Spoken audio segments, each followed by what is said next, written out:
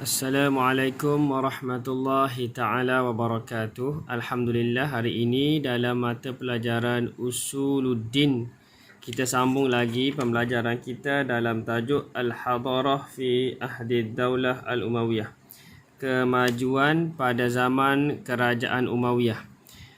Pada pembelajaran yang sebelum ni kita telah pelajari kemajuan yang pertama dalam bidang at-tarbiyah, pendidikan.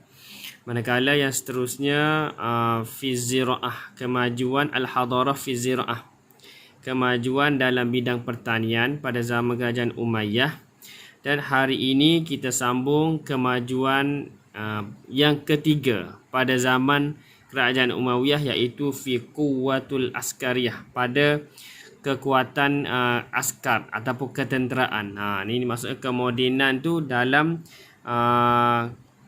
ketenteraan. Okay. Yang pertama, sarafat ad-daulah al-qismu al-akbar. Dalam kerajaan Umayyah ni, sarafat telah membelanjakan ad-daulah, kerajaan, qismul akbar, telah membelanjakan sebahagian besar, maksudnya wang lah, telah menghabiskan, telah membelanjakan kerajaan Umayyah ni sebahagian besar, maksudnya wang ataupun dana, fi majalil askari, dalam bidang askar ataupun ketenteraan. Maksudnya dalam bidang ketenteraan ni dia telah membelanjakan sebahagian besar wang untuk menguatkan bidang ketenteraan. Supaya apa? Supaya kerajaan yang dibina itu tidak mudah diserang oleh musuh, macam tu.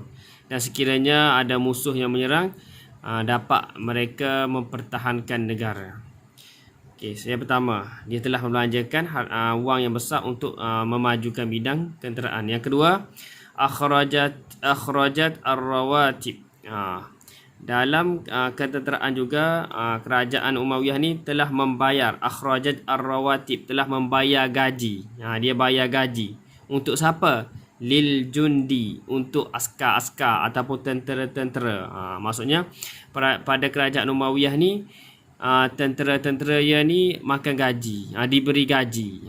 Kalau pada zaman Rasulullah dulu, mereka berjihad tu memang fi sabilillah lah, tidak ada ganjaran apa-apa untuk wang ke apa, cuma diberi pahala oleh Ta'ala. Jadi pada kerajaan Umayyah ni dia upgrade lah.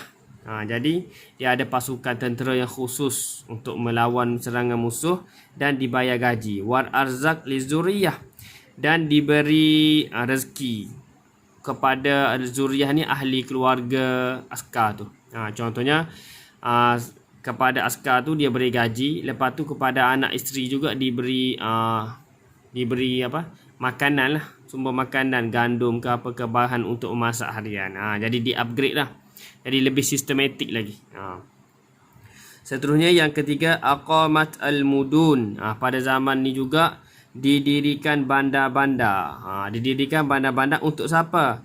Al-askariyah, bandar-bandar kepada tentera.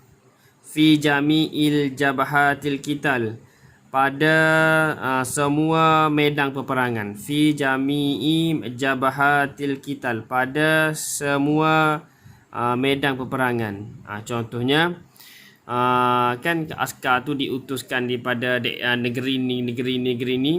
Jadi setiap negeri yang diletak askar di situ dibina bandar.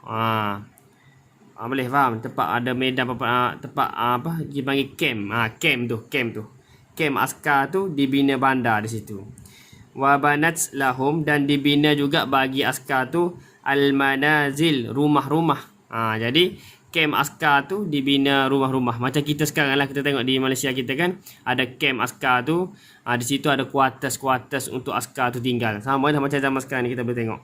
Wa farrat biha, dan disediakan di bandar tu, wa farrat biha, dan disediakan di bandar tu at-ta'am, makanan. Wal makhazin, dan juga kedai-kedai runcit. Kedai-kedai runcit. Jadi di camp ketenteraan tu dia bina kuartus untuk askar dan juga anak isteri dia tinggal situ.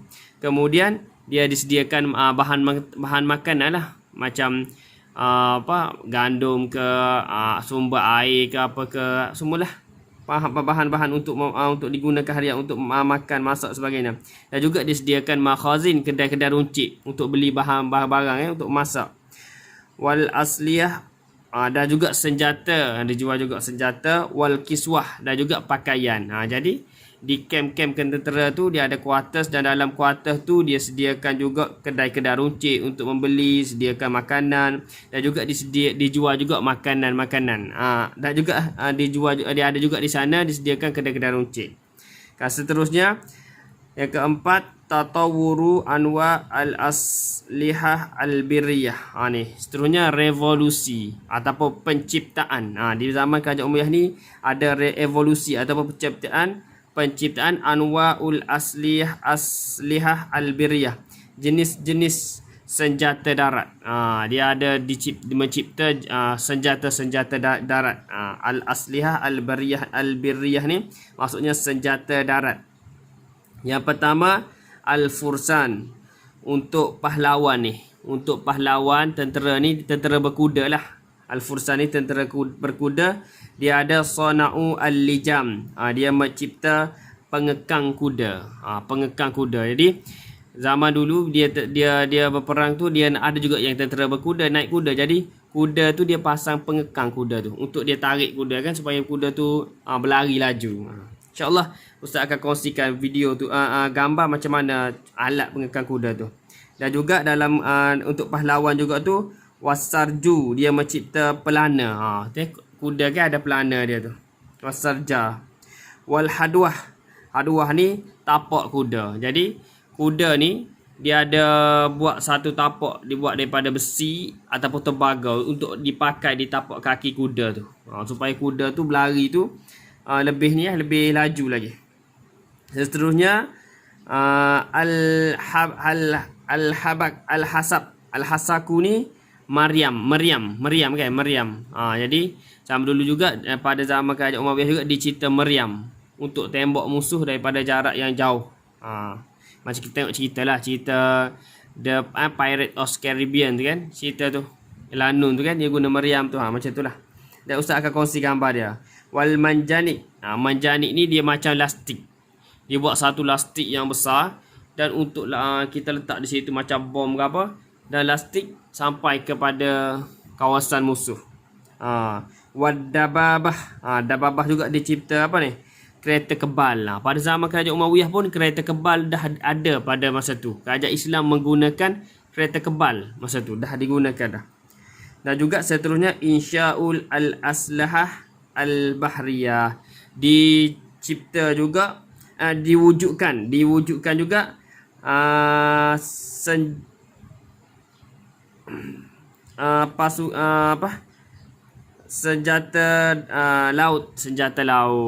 senjata laut ataupun pasukan laut, iaitu dikenali sebagai al-ustul. Al-ustul ni tentera laut. Pada zaman Kerajaan Umayyah juga ada juga tentera laut, tentera darat ada, tentera laut pun ada. Semua ni untuk mengelakkan daripada diserang musuh daripada sebelah darat ataupun sebelah laut. Dua-dua. Di daratan ada askar, di laut pun ada askar juga, untuk menjaga keamanan kerajaan Umayyah pada ketika itu. Jadi insya-Allah habislah kita dalam yang ketiga, iaitu kemodenan pada kerajaan Umayyah, iaitu dalam bidang ketenteraan. Insya-Allah esok kita akan sambung dalam bidang kejuruteraan pula. Jadi macam biasalah, pelajar diminta tonton video ni, kemudian salin nota yang berdasarkan video yang awak tonton ni, dan jangan lupa komen sikit. Assalamualaikum warahmatullahi wabarakatuh.